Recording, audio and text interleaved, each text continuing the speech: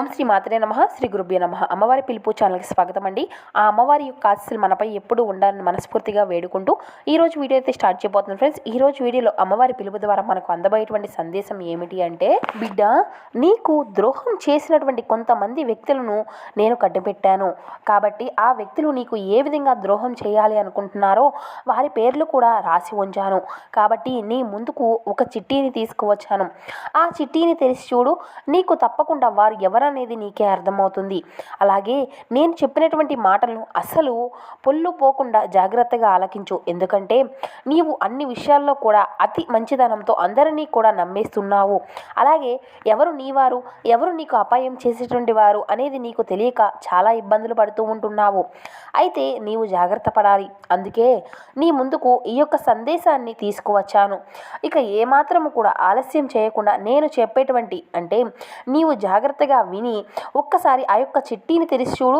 అన్నీ నీకే అర్థమవుతాయని ఈరోజు మనకు అయితే ఎంతో అమూల్యమైనటువంటి సందేశాన్ని అయితే చెప్పాలని అనుకుంటున్నారండి. మరి మనల్ని మోసం చేయడానికి ఎవరు వస్తున్నారు, ఎవరిని చూసి మనం జాగ్రత్త పడాలి? ఈరోజు ఈ మంచి సందేశంలో ఉండేటువంటి అర్థాన్ని అయితే అది యొక్క మాటను కూడా ఆలకిద్దాం. అసలు ఇంతగా మనకు ఆ యొక్క భగవంతుడు ఎందుకు తెలియజేయాలి అనుకుంటున్నారు? ఈరోజు నీకు కంటపడింది వెంటనే కాదు అనకుండా నిర్లక్ష్యము అనేది చేయకుండా ఒక్క నిమిషం ఆగి ఈ యొక్క సందేశాన్ని విన్నటువంటి గంటలు కొన్ని వారాలు కాదు, కేవలం నీ యొక్క జీవితంలో కొన్ని సంఘటనలు, ఆ యొక్క సంఘటనలు అనేవి కొన్ని మలుపులను, కొన్ని మెలకువలు, ఇలా ప్రతి ఒక్కటి కూడా పూర్తిగా మారిపోయే విధంగా ఒక్కొక్కసారి నీ యొక్క జీవితమే అంతా కూడా తలకిందులు అయిపోయినట్లుగా నీకే అనిపిస్తుంది కదా. కాబట్టి ఈరోజు నేను అందించేటువంటి ఈ యొక్క సందేశాన్ని నీవు విన్నావు అంటే అసలు ఆ వ్యక్తులు ఎవరు, నీకు ఎందుకు ద్రోహం చేశానో, ఆ యొక్క ద్రోహం చేసినటువంటి వ్యక్తులు ఎవరు, నీ మంచి కోరేటువంటి వ్యక్తులు ఎవరు అనేది కూడా నీవే తెలుసుకోగలుగుతావు. అసలు ఆ వ్యక్తుల యొక్క మోసము అనేది నీవు ఎలా తెలుసుకోవాలి? నిజంగా నీవు కొంచెం బాధపడుతున్నావు, అయినప్పటికీ కూడా ఆ యొక్క బాధను అంతా కూడా అసలు అవసరమే లేదు. ఎందుకంటే నీవు జాగ్రత్తగా ఉంటావు. కాబట్టి నిర్లక్ష్యము అనేది అసలు చేయవద్దు. ఏముందిలే అని చెప్పేసి తీసే పారేయవద్దు. ఈ చిట్టీను నీకు తెలియనటువంటి ఒక రహస్యాలు అయితే దాచి ఉంచాను.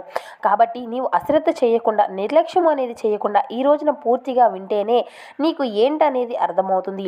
ఇది కేవలం నేను నీ కోసం తెచ్చినటువంటి ఒక రహస్యమైనటువంటి సందేశం. కాబట్టి చివరి వరకు విను, నీకే అర్థమవుతుంది. చూడు తల్లి, ఇప్పుడు నీకు కొంచెం కంగారు అనేది, అలాగే కాస్త భయము అనేది నీకు అనిపించవచ్చు కదా. అలాగే అటువంటివి అన్నీ కూడా నీ మనసులో మెదిలేటువంటి అన్నీ కూడా మెలకువలు ఉంటాయి.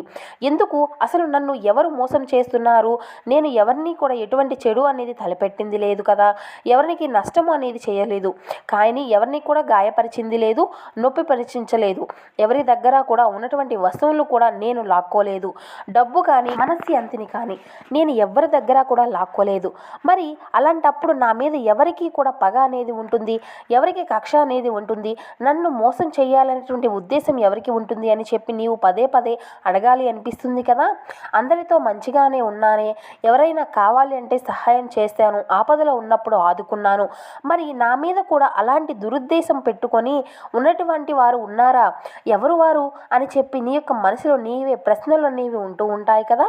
నీ మనసులో ఆ యొక్క సందేహం అనేది మొదలైంది కదా. ఇటువంటి అన్నీ కూడా తెలియాలి అంటే ఈరోజు ఈ యొక్క సందేశం నీవు పూర్తిగా విని తీరాల్సిందే. మరి ఆ వ్యక్తి మంచి వ్యక్తిగా ఉంటారా, ఎంత ముక్కుసూటితనంతో ఉంటారో, వాళ్ళు ఎవరి దగ్గర చెయ్యి చాపకుండా ఎవరైతే వారి యొక్క జీవితంలో రెక్కల మీద కష్టపడుతూ ఉంటారో అలాంటి వారికి శత్రువులు కూడా ఉండరు కదా. తెలుసా, ఎందుకో తెలుసా, నీకు మోసం చేయడం అనేది అసలు తెలియదు, ఒకరి దగ్గర చెయ్యి చాపడం అసలు తెలియదు, అలాగే ఒకరి మనసును నొప్పించడం కూడా తెలియదు, ఒకరిని బాధ పెట్టడం తెలియదు, ఒకరిని మోసం చేయడం తెలియదు. ఇటువంటివి అన్నీ కూడా తెలియనటువంటి అభం శుభం లేనటువంటి అమాయకురాలివి. చెప్పాలి అంటే అమాయపుకు పిచ్చి తల్లివి. అంతకన్నా మోసం చేయడం అనేది అసలు నీకు తెలియదు.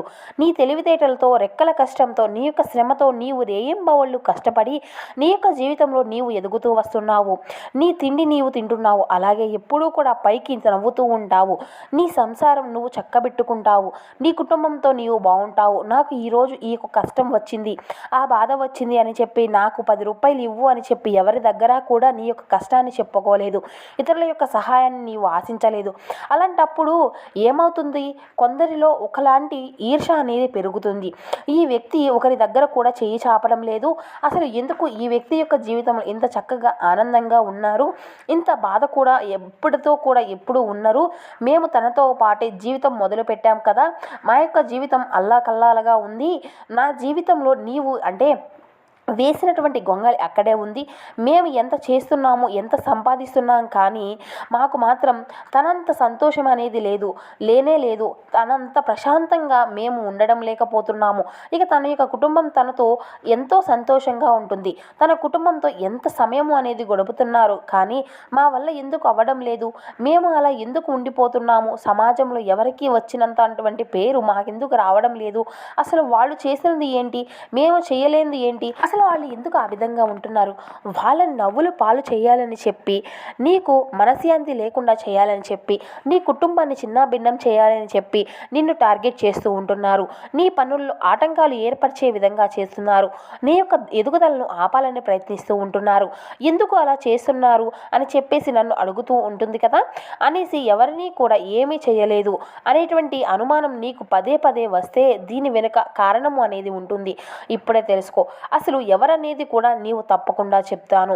నీకు ఎదురుగా ఉన్నటువంటి ఈ యొక్క చిట్టీని తాకి ఒక్కసారి కళ్ళు మూసుకొని మనస్ఫూర్తిగా నన్ను తలుచుకో, వారు ఎవరనేది నీవు చూపించనని అంటే అడిగావు కదా, నాకు చూపించు అని కళ్ళు మూసుకో. ఈ చిటీలో వారి యొక్క ముఖము అనేది కళ్ళకు కనిపించే విధంగా చేస్తాను, నీ యొక్క మనసులో ఉండేటువంటి ఆలోచనలు నీకు ఈ చీటీలో కనపడే విధంగా చేశాను కదా, వారి యొక్క రూపురేఖలు కూడా నీకు కనిపించే విధంగా చేస్తాను, వారు నీతో ఎలా ప్రవర్తిస్తున్నారు, వారు ఎవరో ఏం చేయబోతున్నారో ప్రతి ఒక్కటి కూడా నీకు ఈ చిట్టీలో తెలిసి చూడు, నా మీద భారం వేసి తప్పకుండా నీవు విను, అంతా కూడా నీ మంచికే జరుగుతుంది, వారి యొక్క చరిత్ర అంతా కూడా నీకు పూర్తిగా తెలియపరుస్తాను, నీతోనే ఉన్నారమ్మా, నీ చుట్టూనే తిరుగుతున్నారు, నీ ముందే తిరుగుతున్నారు, నీ యొక్క పనిలో నీ వెంటే ఉంటున్నారు, ప్రతిదీ కూడా నీ గురించి గమనిస్తూనే ఉంటున్నారు, అది మంచి కానీ చెడు కానీ గమనిస్తున్నారు, కష్టం కానీ నష్టం కానీ ప్రతి ఒక్కటి కూడా గమనిస్తున్నారు, కానీ నీవు మాత్రం నోరు తెరిచి ఏది కూడా చెప్పవు, వాళ్ళంతటి వాళ్ళే అన్నీ కూడా నీ చుట్టూ తెలుసుకుంటున్నారు, అంత చనువుతో నీతో ఉంటున్నారు, నీవు పనిచేసే చోట కావచ్చు, లేదంటే నీ ఇరుగు పొరుగు కావచ్చు, నీ బంధువుల్లో కావచ్చు, నీ కుటుంబ సభ్యుల్లో అలా గమనిస్తూ ఉంటున్నారు,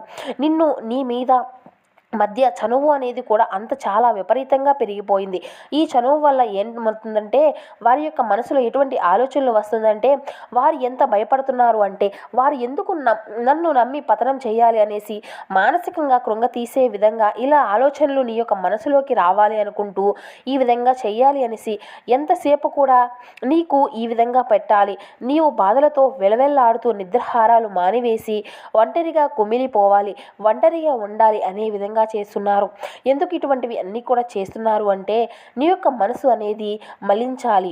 నీ యొక్క మనసు అనేది ఎందుకు మళ్లించాలి అంటే వారు ఎన్నో తప్పులు చేస్తున్నారు, అలాగే ఎన్నో పొరపాట్లు చేస్తూ వస్తున్నారు, తప్పుడు దారిలో వెళ్తున్నారు, వారి యొక్క జీవితమే ఒక తప్పుడు దారిలో వెళ్తూ ఉంటుంది. అయితే నీవు ఇటువంటివి అన్నీ కూడా గమనించడం లేదు కదా, నీవు చేసేటువంటివి అన్నీ కూడా అంటే ఒక భ్రమలో ఉంటున్నావు, నా గురించి నేను చేస్తున్నటువంటి ప్రతి ఒక్క తప్పు తనకి తెలిసిపోయి ఉంటుందేమో, తనలో నేను ఉన్నాను కదా, తనతో తిరుగుతున్నాను కదా, నేను చేస్తున్నటువంటి అన్నీ కూడా గమనించేశారా అనేసి ఆ వ్యక్తులు కూడా భయపడిపోతూ ఉంటారు. ఇక నా తప్పులు వాళ్ళు ఎవరు కూడా బయట పెట్టేస్తారేమో, నా యొక్క పొరపాట్లు ఎక్కడ బయటపడతాయో, పడితే నేను ఎక్కడ నవ్వుల పాలు అయిపోతానేమో, అందరూ కూడా నన్ను చిన్నచూపు చూస్తున్నారేమో, ఈ యొక్క వ్యక్తి సరైనటువంటి వ్యక్తి కాదు అని ఎవరూ కూడా నాతో మాట్లాడరేమో, నేను సంతోషంగా ఉన్నప్పుడు నా యొక్క జీవితంలో నేను అనుకున్నది సాధించుకుంటూ వెళ్ళినప్పుడు ఎప్పుడూ కూడా నేను ప్రశాంతంగా లేను, ఎప్పుడూ కూడా వీళ్ళు నా యొక్క నాశనాన్ని అవ్వాలి అని చెప్పేసి కోరుకునేటువంటి నేను ఈరోజు నా యొక్క ప్రశాంతంగా ఉండాలి అనుకుంటున్నానా అనేసి నీ యొక్క మనసులో కూడా ఒక భయం అనేది స్టార్ట్ చేశాను. నిన్ను బాధ పెట్టాలని, నీకు ప్రశాంతంగా లేకుండా చేయాలని చేసినటువంటి వ్యక్తులను నేను ఊరికే వదిలిపెడతానా? నీకు వచ్చేటువంటి అదృష్టాన్ని నీకు దక్కకుండా చేస్తున్నారు. నీకు ఒక మనశ్శాంతి అనేది లేకుండా నీ యొక్క కుటుంబాన్ని అంతా కూడా చిన్న భిన్నంగా చేస్తే నలుగురిలో కూడా నిన్ను నవ్వుల పాలు చేయాలని చెప్పేసి చూస్తూ ఉంటున్నా. నిన్ను అప్రదిష్ట పాలు చేస్తే, ఆర్థిక ఇబ్బందులు నీవు ముగిసిపోయే విధంగా చేస్తే, ఇలా చేస్తే వారికి అదొక సరదా, అదొక ఆనందం, అదొక పైచాచిక ఆనందం. ఇటువంటివి అన్నీ కూడా ఎదుర్కోవడానికి వారు నీ ముందుకు రాలేక నీ వెనుక గోతులు తవ్వుతూ ఉంటున్నారు. నీ మనసులో చెడు ఆలోచనలు సృష్టిస్తున్నారు. చెడు వైపు నిన్ను నిలబెట్టాలని చూస్తున్నారు. కానీ నా గురించి నీవు ఎప్పుడూ కూడా ఆలోచించవద్దు, నీ గురించి కూడా నీవు అసలు ఆలోచించుకోవద్దు అని చెప్పి నన్ను అడుగుతున్నావు కదా. ఈరోజు ఒక్కసారి నీ గురించి ఆలోచించుకో. నేను కనుక నిన్ను సరైనటువంటి మార్గంలో పెట్టలేదు ఉంటే, నేను కనుక నిన్ను అడుగడుగునా కూడా సహాయం అని చేయకపోతే ఎప్పుడూ కూడా నీవు వారి యొక్క చేతిలో బలైపోయేదానివి. నిన్ను నీ యొక్క కష్టాలను నెట్టివేయలేదు అని కదా నా యొక్క ఆలోచన అన్నీ కూడా ఆదుకోవాలి అనుకుంటున్నావా? కాదు కూడా. ఇటువంటివి అన్నీ కూడా నేను నీకు తోడుగా ఉండలేదు అని చెప్పి నా యొక్క ఆలోచనలే కాబట్టి ప్రతిసారి కూడా నీవు ఎవరి చేతిలో కూడా చిక్కుకోకుండా, ఎవరి యొక్క ఆశయాలను కూడా నీవు లొంగకుండా, అంటే ఎవరి దగ్గర కూడా నీవు తక్కువ కాకుండా ఉండాలనేదే నా యొక్క ఆరాటం. నీవు ఎప్పుడూ కూడా నా యొక్క ఆకాశంలో ఉన్నటువంటి చుక్కల్లాగా మెరుస్తూ ఉండాలి, వెలుగులను పంచుతూ ఉండాలి. ఆకాశాలకు లాగవేసుకొని చూస్తున్నారు కదా అనేసి వారి తరం కానే కాదు. ఎన్ని జన్మలు ఎత్తినా సరే వాళ్ళ వల్ల అసలు అవ్వనే అవ్వదు. ఏది చేసినా కూడా మనుషుల వల్ల ఏమవుతుంది చెప్పు? ఏదైనా తలుచుకుంటే నేనే తలుచుకోవాలి. మంచైనా చెడైనా అది నా ఆశీర్వాదంతోనే ఏదైనా జరుగుతుంది. అలాంటిది వాళ్ళు నీ ముందు ఎన్ని ఆటపోటలుగా చేసేస్తున్నా, ఆటలు ఆడిస్తున్నానో చెప్పు. ఆ యొక్క భయమే పడవద్దు నీవు మాత్రం. నేను ఎప్పుడు కూడా నీతోనే ఉన్నాను. నీతోనే ఉంటే ఇక నీకంటూ ఎందుకు భయం? అసలు ఎందుకు చెప్పు? నీవు ఎంత నిజాయితీగా ఉన్నావు. ఎక్కడా కూడా ఎవరిని మోసము అనేది చేయలేదు. నీ యొక్క మనసు ఎక్కడా కూడా కల్మషం లేకుండా ఉంటుంది. కల్మషంలోనే నీవు కల్మషం లేనటువంటి గొప్ప మనిషివి. ఆకలితో ఉన్నటువంటి వారికి అన్నం పెడతావు. నీతో పాటు నలుగురిని కూడా నీతో పాటు పైకి తీసుకువస్తావు. అలాంటి నిన్ను బాధ పెట్టుకునిస్తానా? నేను అస్సలు చూస్తూ ఉంటానా? వారి యొక్క ఆటలన్నీ సాగనిస్తానా? 8 జన్మలెత్తినా కానీ వారు నిన్ను ఏదీ కూడా చేయలేరు. ధైర్యంగా ఉండు. నీ ఎదురుగా నేనేన్నాను. కొండంత అండగా నీ నుంచే ఎన్నో వస్తున్నాయి. ఏ విషయంలోనైనా వాళ్ళకి తెలియకుండా లేదు కదా. అనవసరంగా నీ యొక్క సమయాన్ని అంతా కూడా వృధా చేసుకుంటూ మనశ్శాంతిని పోగొట్టుకుంటున్నారు. వాళ్ళ డబ్బును వాళ్ళు వృధా చేసుకుంటున్నారు. సమయాన్ని, ఆలోచనలు అన్నిటినీ కూడా నీ మీద ప్రయోగించి అనవసరంగా వారి యొక్క మనశ్శాంతిని దూరం చేసుకొని అల్లాడిపోతున్నారు. అది వాళ్ళు గమనించడం లేదు. ఎంతసేపటికి నీ మీదే చూపు, నీ మీదే మనసు, ఇంకొకరి తప్పులు, పొరపాట్లు, ఇటువంటివి అన్నీ కూడా ఏదైతే వారు గుర్తిస్తూ ఉంటారో వారి యొక్క జీవితము ఎప్పుడూ కూడా సంతోషంగా ఉండదు. కర్మ ఎవరిని కూడా విడిచిపెట్టదు, అన్నీ చూస్తుంది. కర్మ ఒక్కొక్కసారి గుర్తుంచుకో చాలు, తిప్పి మరలా వారి యొక్క కర్మ ఫలితము అనేది వారు అనుభవించవలసిందే. పైకే లేవలేరు. అటువంటి దెబ్బ త్వరలోనే రుచి చూపిస్తాను. ఎవరైతే నిన్ను నవ్వుల పాలు చేయాలనుకుంటున్నారో వారే అప్రదిష్టల పాలు చేయాలని చెప్పి, నష్టపరచాలి అని చెప్పి, మానసికంగా కృంగ తీయాలని చెప్పి ఆ యొక్క భగవంతుడు వారి యొక్క జీవితాన్ని చిన్నాభిన్నం చేయాలని నిర్ణయించుకున్నాడు. దేనికైనా కానీ ఆ యొక్క భగవంతుడికి ఓపిక అనేది, సహనము అనేది ఉంటుంది కదా. ఆ యొక్క ఓపిక సహనం నంచకపోతే తగినటువంటి శిక్షను తప్పకుండా అమలుపరుస్తాడు. అదే ఈరోజు నీకు ఎవరైతే కీడు తెలపెట్టాలని చెప్పి చూస్తున్నటువంటి వ్యక్తులు ఉన్నారో వారి యొక్క జీవితంలో వారు కోలుకున్నటువంటి దెబ్బను అయితే వారు పొందుకోబోతున్నారు. నీవు పనిచేసినటువంటి చోట నీ యొక్క ఇరుగు పొరుగు కావచ్చు, ఒక వ్యక్తి లేదా ఎవరైనా కానీ 2 వ్యక్తులు ఇలా భాగస్వామ్యంగా కావచ్చు, ఏదైనా కానీ నీకు కీడు తలపెట్టాలని చెప్పి చూస్తున్నారు. మరి ఆ వ్యక్తులు ఎవరు అనేది కూడా నీ యొక్క అంతరాత్మకే తెలియలేదా? తెలియాలి. నీ యొక్క మనసుకు తెలియాలి. నీ యొక్క ఆలోచనలకు రావాలి. నీ చుట్టూ ఎవరు ఎలా ప్రవర్తిస్తున్నారు, ఎవరు నిన్ను తప్పుడు మార్గంలోకి తీసుకువెళ్తున్నారు, తప్పుడు ఆలోచనలు నీవు చేసేటువంటి పని నుండి నీకు తప్పించాలి అని చెప్పి చూస్తున్నారు. నీ యొక్క ధ్యాసను మళ్లిస్తున్నారు. ఇలా అన్నీ కూడా నీకు ఒక్కసారిగా వారి యొక్క రూపాలు కనిపించే విధంగా చేస్తాను. వారి యొక్క ఆలోచనలు నీకు వినిపిస్తాను. ఇలా నీకు అర్థమయ్యే విధంగా ప్రతిదీ కూడా నేను చేస్తున్నాను. నా మీద భారం వేయి. అలాగే నేను నీ యొక్క కళ్ళకు కట్టినట్లుగా అంతా కూడా చూపిస్తున్నాను. నీ ముందుకు వాళ్ళను రప్పిస్తాను. వాళ్ళు ఎన్ని వేషాలు వేస్తున్నారో కూడా అర్థమయ్యే విధంగా చేస్తాను. ఎందుకు?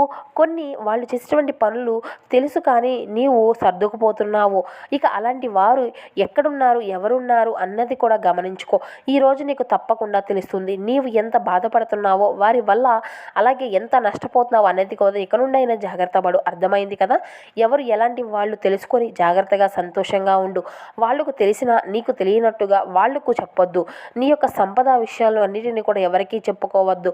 పొరపాటును కూడా వాళ్ళతో పంచుకోవద్దు. అలా పంచుకోవడం వల్లే నిన్ను దెబ్బతీయబోతున్నారు. కాబట్టి జాగ్రత్తగా ఉండు. నీవు ఎంత జాగ్రత్తగా ఉంటే నీకు అంత మంచి జరుగుతుంది.